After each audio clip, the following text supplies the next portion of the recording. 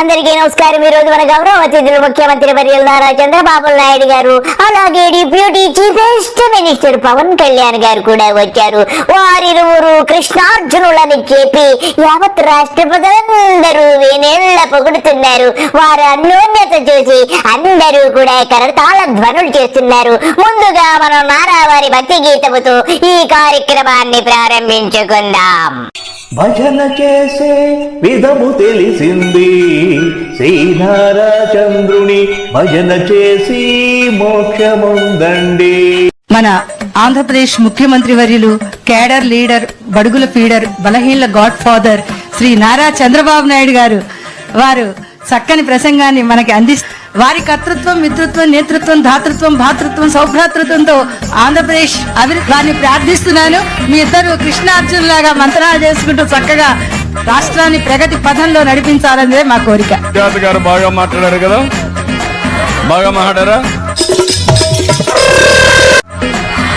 గట్టిగా చప్పట్లు కొట్టి అభినందించండి. మా ప్రియతమ నేత బాబు గారికి నమస్కారములు. మీరు అపార విద్యాపారంగతులు, మీకు తెలియని శాస్త్రములు లేవు. వ్యవసాయము గురించి చాలా బాగా తెలుసని నాకు తెలిసింది. బాబు గారు అందరూ కూడా వరి పొలము వేసి విస్తారముగా వరి పంట పండించాలనుకుంటున్నారు. మీకు తొక్క, తోటకూర అన్నీ తెలుసు కాబట్టి మా యొక్క రైతులకు మంచి సూచనలు చేయండి.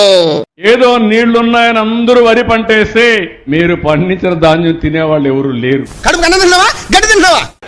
బ్రహ్మానందం గారు, బాబు గారు అదే తింటున్నారు కాబట్టి వరి పొలము వేయొద్దని చెబుతున్నారు. వారు వేదో తినాలని ఎంతో ముచ్చట పెడుతున్నారు. చెప్పండి బాబు గారు.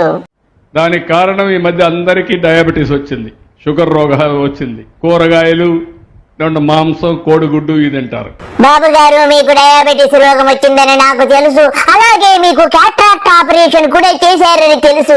అందువల్ల రాష్ట్రంలో వరి పండించొద్దని చెప్పడము. మరి మీరు కడుపుకు ఏమి తింటున్నారు బాబు గారు? వరి అన్నం ఎలాగా తినరు కాబట్టి కొర్రన్నమన్నా తినండి. ధోని బతికుషేడా. ప్రజలు ఎలాంటి తిండి తింటారో దాన్ని మనం ఉత్పత్తి చేయాలి రైతులు. బాబు గారు చేసిన ఓవరాక్షణిక చాలు గాని ఇక మీ సూపర్ 6 గురించి ఎలా అమలు జరుపుతున్నారో కొంచెం చెప్పండి. 6 సూపర్ 6 అయిపోయినాయి. ఎవడన్నా సూపర్ 6 మాట్లాడితే నాలుక అరుస్తున్నాడు రాయుడు. మందం తప్ప ఇంకోటి కాదు. ఒకసారి బాబు సూపర్ 6 కూడా తిరిగేద్దాం. డబ్బులు లేవు, నువ్వు బయటకు వెళ్ళి అడుకోపో. ఏవైతే నేను చెప్పానో సూపర్ 6 కూడా అమలు చేయాలి. ఇది కొంచెం కష్టమైన పని. ఓయమ్మా, చాలా చిన్న సెకల్లేవరా నీలా. చిన్నబాబు గారు, మరి తల్లికి వందనము, అన్నదాత సుఖీభవ పథకాలు ఎప్పుడే అమలు చేస్తున్నారు కొంచెము చెప్పండి. అధ్యక్ష, మళ్ళీ కౌన్సిల్ సాక్షిగా నేను చెప్తున్నా అధ్యక్ష, తల్లికి వందనం, అన్నదాత సుఖీ భవ ఏప్రిల్ మే మాసంలో మేము అమలు చేస్తున్నాం. No debate, no discussion. పిచ్చండి ఇది. అన్ని చేయాలనే ఆశ ఉంది, కానీ గల్లా పెట్టి చూస్తే ఖాళీ అయిపోయింది. అప్పులు తేవాలంటే ఇచ్చేవాళ్ళు కూడా రావడం లేదు. కొన్ని నిబంధనలు ఉంటాయి. మీరు కూడా ఒక్కసారి ఆలోచించండి. మీ ఊర్లో ఎవరైనా డబ్బులు కావాలంటే పరపతి ఉంటే, డబ్బులు తిరిగి ఇస్తాడని నమ్మకం ఉంటే అప్పిస్తారు, లేకుంటే ఇస్తారమ్మా మీకు? బాబు గారు, మీరు ఉన్నది ఉన్నట్టు మాట్లాడతారు. మీ ముఖానికి కూడా అప్పిస్తాడు బాబు గారు. మీకు ఎవరైనా అప్పిస్తే నీ జీవితంలో ఎప్పుడైనా తిరిగి ఇచ్చావా? నీకెందుకు ఇస్తారు బాబు గారు? నిజంగా మీరు దేవుడు బాబు గారు. నీకేమన్నా సిగ్గున్నదారా కొంచెం అన్నా?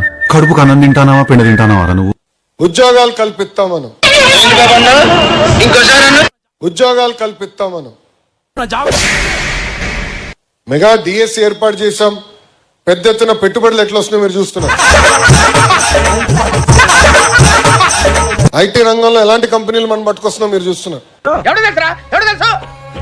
ఎస్, నిరుద్యోగ వృత్తి కూడా ఇస్తాను. ఈ సంవత్సరంలోనే మొదలు పెడుతున్నాం నిరుద్యోగ వృత్తి కూడా. ఎస్, నిరుద్యోగ వృత్తి కూడా ఇస్తాను. ఈ సంవత్సరంలోనే మొదలు పెడుతున్నాం నిరుద్యోగ వృత్తి కూడా.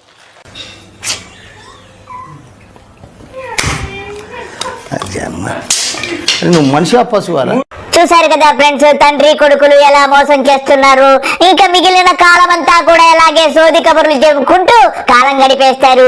అలాగే కృష్ణార్జునులు కూడా ఎంతో చక్కగా విమానాలు ఎక్కుతూ రాష్ట్ర ఖజానాకి బొక్క పెట్టి హైదరాబాద్ అమరావతి తిరుగుతూ ఉంటారు. ఇదండి విషయము. అందరికీ నమస్కారము. బాయ్.